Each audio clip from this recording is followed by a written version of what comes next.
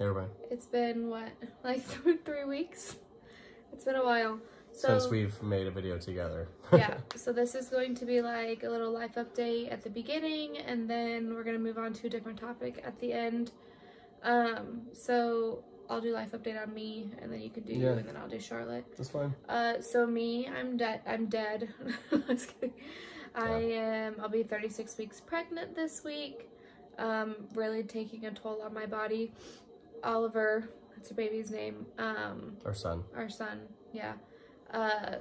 Carrying so much different than Charlotte. Charlotte was way up high, where Oliver's super low. So just a lot of pelvic pain, and my body is just over it, giving out. I have, what do we count, 11 more days of work left. 11 more work days. 11 more work days. And then my mom will be here on the 14th of November. And then Oliver sometime, I assume, in November. Yeah. We'll see. He's due December 1st, so who knows? But I assume in November, baby. Yeah. But what about you? For me, I've started playing baseball for the rec league here in Taronga. Adult rec league, sorry. And it's a lot of fun. It's kept me really busy outside of spending time with family. And of course, work is work. You know, you just 40 hours a week, feel like you're tired and you don't have a whole lot of time for much of anything else. So we're struggling to get videos out, but that's just because we're busy. Busy right now. Yeah. So life update with Charlotte. So we've told you she's been super sick basically since we've gotten here with ear infections. We ended up seeing a specialist, and she has her surgery scheduled for November 15th. So the day after my mom gets here, actually. Yep. So excited for that. She actually has an ear infection yet again. So this weekend has been a little rough with her, as she's just super fussy and clingy when she doesn't feel good, of course. Number 7 or 8? I don't even know. Number 3,000 ear infection. That's what it feels like. But yeah, I got the surgery all taken away November 15th. So hoping to have some sort of relief after that with her. But other than that, she's doing great. She moved up to the big girl room at school, and her vocabulary and everything is just growing tremendously. Every day we hear her saying more and more words. She is so funny. She's so funny. Her little personality is hilarious. She's witty, so she's being real cute, and so she gets what she wants a lot. Yeah. Like a $25 puppy at a grocery store because she wanted one so bad. You have to show that video here. There's gonna be a clip here for sure. But yeah, so it's just, life is good, but we're just super busy. I'm super tired. Very tired. So any chance to sleep, we've been choosing to sleep rather than a video. But yeah. Daniel pressured me into a video tonight, so that's what we're doing. And I did. Then I'm gonna go to sleep. Yep. So it brings us into this video. We are going to be talking about like the health insurance here, and or health care here in New Zealand. And keep in mind, like, we've only been from our here, experience. Yeah, from our experience, and we've only been here 4 or 5 months. Yeah. So like, we may be saying things wrong, but we're just explaining like what we've seen from ours and what we've dealt with, what we've been through. Yeah. It's kind of more like a story about what we've seen. Yeah. More so than a full-on talk about healthcare and what it's like. For sure. But obviously with Charlotte being so sick, like, we've been dealing with healthcare a lot. And I would definitely say, for me, I don't know for you, but like, the healthcare here is one of the hardest things that I'm struggling with in New Zealand, just because of how long everything takes to get things done. Yeah. And then just like how personable the doctors are, I would say.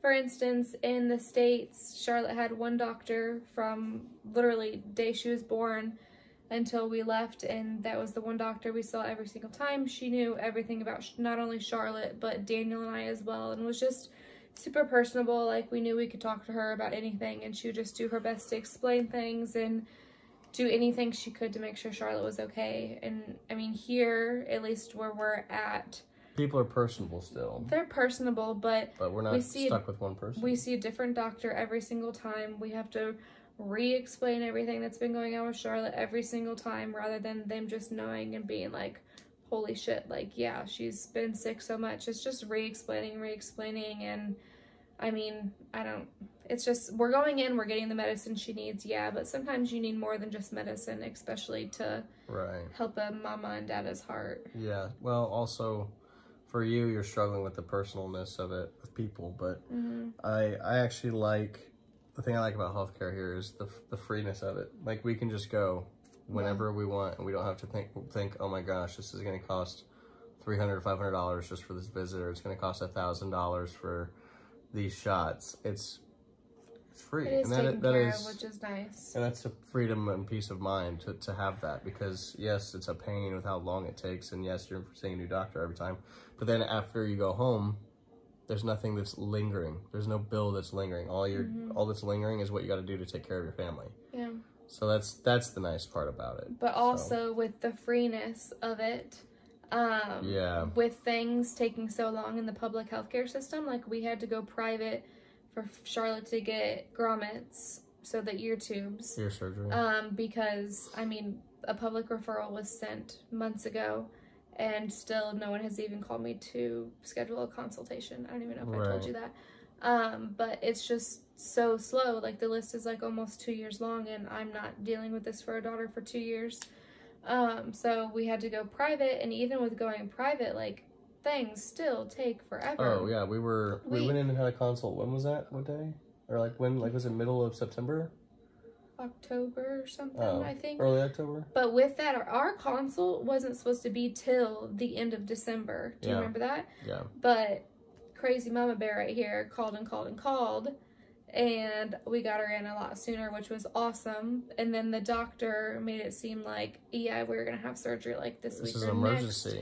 An emergent, because of how bad her ears are and like hearing loss and stuff like that. Glue ear. And then we went out there and they were like, oh yeah, your surgery's into December. And I was like, December 23rd is what they told us. Yeah. So two and a half months from when we had our consult.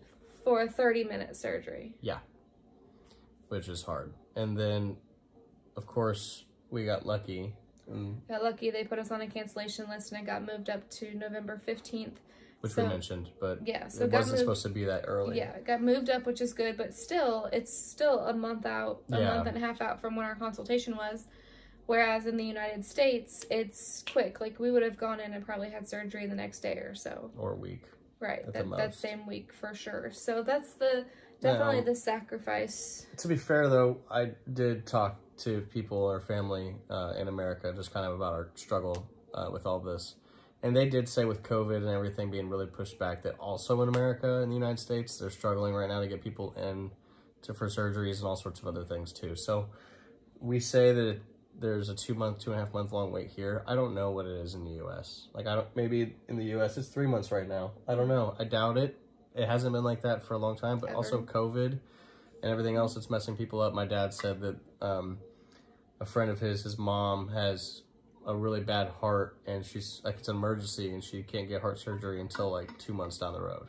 I didn't tell you this, but yeah, like, it's an emergency. They need their heart to live. And they need a surgery, but they're not going to get it for like 2 or 3 months. So it sounds like the U.S. is going through the same thing as we are. Maybe everyone's struggling. I mean, with just filling jobs, let alone in the nurses and the doctors and the hospitals. But when we were in America, we never experienced like this kind of wait time. So this is just hard for us. It's hard when you see your daughter being so sick and you literally can't do anything for them. And I just feel bad pushing all these meds to make her comfortable, because then it hurts her gut, and it's the negative side of being a parent. You're always going to worry about your kid, especially when you can't fix whatever's ailing them, you know? Exactly.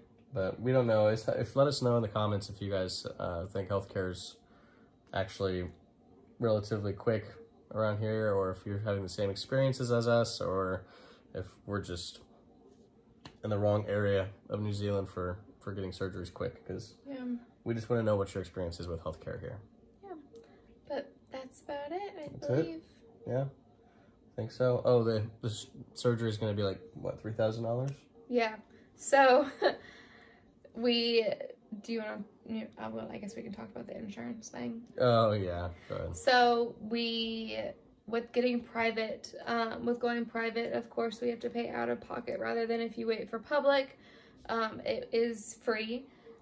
So with that, we try to get health insurance, but of course, since Charlotte was already having these ear infections, they deemed her the surgery as a pre-existing condition, of course, which we kind of suspected was going to happen. Sorry, I have hiccups and really bad indigestion.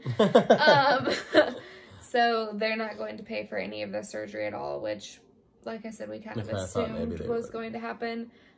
So cost for our surgeon is about $2,000. And then we're looking at about another $1,000-ish for anesthesia and then the hospital just time we're at the hospital. Yeah. So, I mean, expensive, but not horrible. It definitely could be worse. Could be. We're just happy to pay whatever to keep her happy. So. Exactly. But yeah, so that's our experience. We're still going to have more, I'm sure. More experiences. So just let us know what yours are. We'd love to hear about it in the comments, guys. Again, we appreciate all the support. Yeah, and thanks for keeping up with us. We're going to have a new baby here in the next couple weeks, so things are going to get even busier. Yeah, who knows what our posting schedule will be. I will consistently be doing my series every single Monday, no matter what. I'm going to find a way to get it done. But as for Alyssa being in the videos, it's kind of hard just because of the way she feels. Yep. So we'll see what we can do. All right, bye, guys. Bye.